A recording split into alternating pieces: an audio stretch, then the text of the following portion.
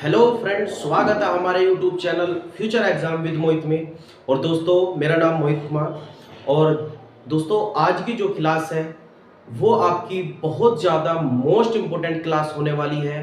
और किसी भी एग्ज़ाम में आप इसे पढ़कर जाइए, 1 से 2 नंबर आपके यहाँ से ज़रूर आने वाले हैं दोस्तों। और ये क्लास इतनी ज़्यादा इम्पोर्टेंट है क्योंकि आज की जो क्लास है स्टैटिक जीके की क्लास होने वाली है, जिसमें मैं आपको सभी जितने भी आपके लोक नृत्य हैं, जितने भी आपके शास्त्रीय नृत्य हैं, और मतलब जो एग्जाम में बार बार पूछे जाते हैं वही मैं आपको फॉलो कराने जा रहा हूँ। और उससे जुड़ी कुछ तथ्य भी मैं आपको जरूर बताऊंगा।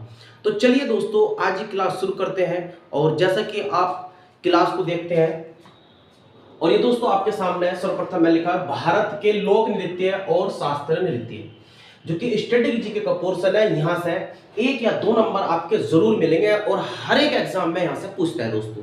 यानी मैं आपको फोक डांस और क्लासिकल डांस के बारे में दोस्तों बताने जा रहा हूँ, जिसमें मैंने आपको सर्वप्रथम फोक डांस के बारे में लिखा हुआ है, यानी लोक नृत्य। सर्वप्रथम लोक नृत्य दोस्तों समझते हैं, लोक नृत्य होता है क्या दोस्तों। अगर मैं दोस्तों लोक नृत्य की बात करता हूँ तो लोक नृत्य करने के लिए कोई विशेष प्रशिक्षण की आवश्यकता नहीं होती है दोस्तों, या किसी नियम या सिद्धांत की आवश्यकता नहीं होती है। इसमें कुछ लोग ऐसा भी होता है कि भाई अगर इसका डांस करने वाले जो लोग होते हैं, मतलब लोक नृत्य वाले लोग जो होते हैं, वो कुछ सामाजिक या परंपराओं से जुड़े हुए, या जन्म, या फिर आप यूँ कह सकते हैं व्यवसाय, धर्म, जाति, किसी चीज से भी जुड़ा हुआ नृत्य हो सकता है दोस्तों। तो इसमें हम बात करते हैं साधारण नृत्य होते हैं ये, जिसमें आप हर एक राज्य का अलग अलग फोक डांस होता है, नृत्य होते हैं। तो चलिए हम इनकी बारी बारी से बात करते हैं। सर्वप्रथम हम लोक नृत्य की बात करें, किसकी दोस्तों, लोक नृत्य की बात करते हैं, जो कि फोक डांस के बारे में बात करें। सर्वप्रथम हम बात करते हैं जम्मू कश्मीर की। जम्मू कश्मीर के 3 dance very most important dance है दोस्तों। एक तो राउफ, दूसरा हफीजा और तीसरा हिकट। अगर मैं राउफ की बात करता हूं तो राउफ ज्यादातर क्यों प्रसिद्ध है, क्योंकि ये फसलों की कटाई, जब फसलों की कटाई करते हैं वे लोग, यानी जम्मू कश्मीर के जो लोग होते हैं, जब फसलों की कटाई करते हैं उस समय ये राउफ डांस वे करते हैं दोस्तों। आगे की बात करते हैं दोस्तों, तो ये जम्मू कश्मीर के 3 डांस है, राउफ, हफीजा और हिकट। ये 3 डांस बहुत वेरी मोस्ट इंपोर्टेंट है। और ये वाला आपके लिए ज्यादा इंपोर्टेंट बन जाता है राउफ, क्योंकि उस समय जब फसलों की कटाई होती है दोस्तों, उस समय वहां के लोग ये करते हैं दोस्तों। आगे बात करते हैं लद्दाख की। लद्दाख का नृत्य, अगर मैं बात करूं, वेरी मोस्ट इंपोर्टेंट नृत्य है दोस्तों, एक ही सुडौल। क्या नाम है? सुडौल नृत्य है। ये शाही नृत्य का, शाही नृत्य लिखा हुआ है यहाँ पर। शाही नृत्य मतलब राज्य के लिए प्रस्तुत किया जाता था दोस्तों ये नृत्य। और इसके लिए एक इंपोर्टेंट पॉइंट ये है कि इसी नृत्य को 2019 में Guinness book of world records में भी दोस्तों शामिल किया गया है, क्योंकि इसने इतिहास रचने वाला एक नृत्य भी है और लद्दाख का सबसे फेमस नृत्य भी रहा है दोस्तों। ठीक है ना दोस्तों। तो इसको 2019 में Guinness book of world records भी इस नृत्य ने जो है शामिल हुआ है। ठीक है दोस्तों। आगे की बात करते हैं हिमाचल प्रदेश की दोस्तों। हिमाचल प्रदेश के भी 3 नृत्य है। छपेली आपके लिए वेरी मोस्ट इंपोर्टेंट बन जाता है। एक तो छपेली है दोस्तों, दूसरा है डोंगी नृत्य और तीसरा है डंडा नाच।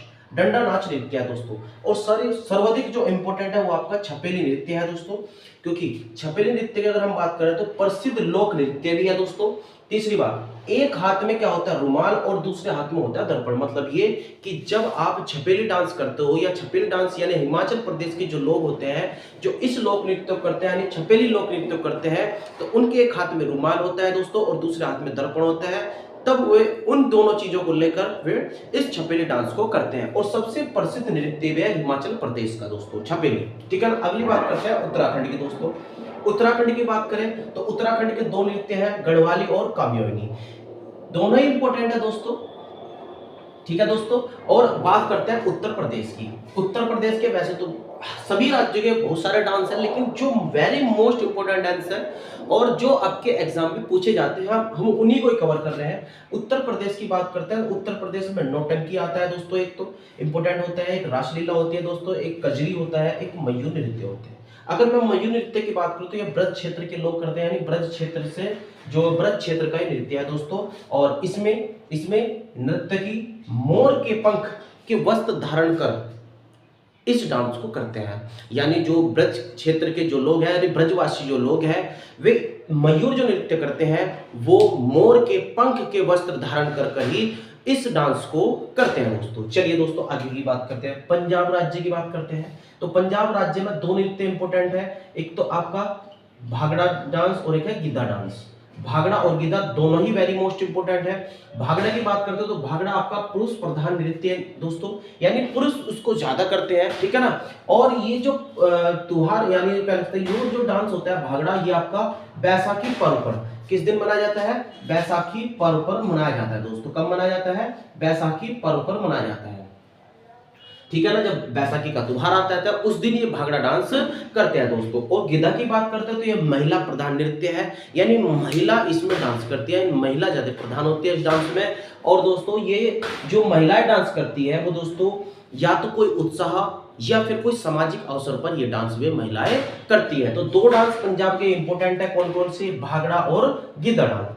बात करते हैं हरियाणा राज्य की दोस्तों। हरियाणा राज्य के तीन डांस है, एक तो साग नृत्य है, एक लूण नृत्य है और एक मंजरा नृत्य है। तो तीन डांस आपके लिए वेरी मोस्ट इंपोर्टेंट बन जाता है, एक तो साग नृत्य, एक लूण नृत्य और एक मंजरा नृत्य, ठीक है दोस्तों। तो चलिए आगे की क्लास देख लेते हैं दोस्तों, आगे का डांस देख लेते हैं, आगे की जो लोक नृत्य भी देख लेते हैं दोस्तों। राजस्थान की दोस्तों बात करें, राजस्थान का घूमर एक dance very most important dance है दोस्तों। और कालबेलिया, भवाई नृत्य और पनिहारी, ये चार डांस राजस्थान के वेरी मोस्ट इंपोर्टेंट डांस है। घूमर सबसे ज्यादा इंपोर्टेंट हो जाता है दोस्तों। ये परंपरागत लोक नृत्य भी है। ये जो भील जनजाति थी ये माँ सरस्वती की आराधना के लिए क्या करते थे। तो ये डांस जो घूमर डांस है ये भील जनजाति के लोग थे जो माँ सरस्वती की आराधना के लिए करते थे दोस्तों। आगे की बात करते हैं छत्तीसगढ़ का। छत्तीसगढ़ का जो ये डांस है, Sua dance very most important dance है दोस्तों। क्या नाम है, सुआ डांस। सुआ डांस मतलब तोते को कहते थे। यहाँ की जो गोंड जनजाति थी वह अपने आंगन के बीच में क्या करती थी, अपने आंगन के बीच में एक बंद पिंजरे में सुआ को रखकर, सुआ मतलब सुआ होता है तोते को, जो कि हरे रंग का यानी मिट्टी का बनाकर एक हरे रंग का तोता बनाते थे, जिसको पिंजरे में बंद रखकर उसके बाद पिंजरे बंद करने के बाद एक खंबे के कलश पर एक दिवा जलाकर उसके चारों ओर गोलाकार वृत्ताकार रूप में एक मतलब एक लय में ताली बजाकर उसके चारों ओर डांस किया करते थे। क्या बताया दोस्तों, सुआ नृत्य वो नृत्य है जो जिसको हम तोते को कहते हैं, यानी हरे रंग का तोता बनाते थे, यानी मिट्टी के हरे रंग का तोता, जो कि आंगन के बीचों बीच एक सुआ कहता है ना, पिंजरे में बंद सुआ यानी पिंजरे में बंद तोता को रखकर फिर उसके बाद एक जो खंबा होता था, खंबा जो कलश का रूप होता था, उस पर दीवा रखकर उसके चारों ओर गोलाकार वृत्त में एक लय में ताली बजाकर यह डांस दोस्तों किया करते थे। ठीक है दोस्तों, आगे की बात करें मध्य प्रदेश में। तो मध्य प्रदेश की दोस्तों बात करें तो एक जवारा नृत्य था, एक है मटकी नृत्य था। ये दो नृत्य ऐसे थे दोस्तों जो कि अगर बात करें मटकी नृत्य की तो ये मालवा का सामुदायिक नृत्य था जो कि महिलाओं द्वारा किया जाता था दोस्तों। किसके द्वारा किया जाता था, महिलाओं द्वारा। जब कोई उत्साह त्योहार होता था ये मटकी मतलब सिर पर मटकी रखकर यह डांस प्रस्तुत किया जाता था। तो ये मध्य प्रदेश का मटकी नृत्य भी इंपॉर्टेंट है दोस्तों और जवारा नृत्य भी इंपॉर्टेंट है। गुजरात की बात करें दोस्तों, गुजरात में दो डांस आपके लिए वेरी मोस्ट इंपॉर्टेंट बन जाते हैं, गरबा, डांडिया। अगर मैं पुदुचेरी की बात करें, केंद्र शासित प्रदेश में मैंने यहाँ पे लिया हुआ है, जिसका जो कि एक डांस बड़ा फेमस है, गराडी डांस दोस्तों। ऐसा कहा जाता है कि ये रामायण के दौर में ही किया गया था, यानी जब रामायण का दौर चल रहा था, यानी रामायण के समय ही इस डांस का मतलब यूं कह सकते हैं कि यह लोक नृत्य का जन्म जो हुआ था वो रामायण के दौर पर ही हुआ था। अब ऐसा माना जाता है कि जब भगवान श्री राम रावण का वध कर सीता सहित सुरक्षित लौटे थे, तो जो सुग्रीव की सेना थी, उस सुग्रीव की सेना ने यह डांस प्रस्तुत किया था, जिसको हम क्या कहते हैं, गराडी नृत्य भी कहते हैं दोस्तों। आगे की बात करें, अगर मैं बात करूं बिहार की, बिहार राज्य की दोस्तों बात करता हूं, तो यहाँ पर दो डांस ज्यादा फेमस है, एक तो विदेशिया और एक जट जाटी। दो डांस वेरी मोस्ट इंपोर्टेंट बन जाते हैं, एक तो विदेशिया और एक जट जाटी। तीसरी बात करें झारखंड की दोस्तों, अगर मैं चलो झारखंड की बात कर दोस्तों, झारखंड में पहला बात करें छऊ नृत्य भी वेरी मोस्ट इंपोर्टेंट है और एक होता है माइका। छऊ और माइका, दोनों ही वेरी मोस्ट इंपोर्टेंट डांस है दोस्तों। उड़ीसा की बात करें, उड़ीसा राज्य की, तो उड़ीसा डांस जो कि उड़ीसा में जो डांस है वेरी मोस्ट है घुमरा डांस, घुमरा नृत्य, इसका नाम है घुमरा नृत्य।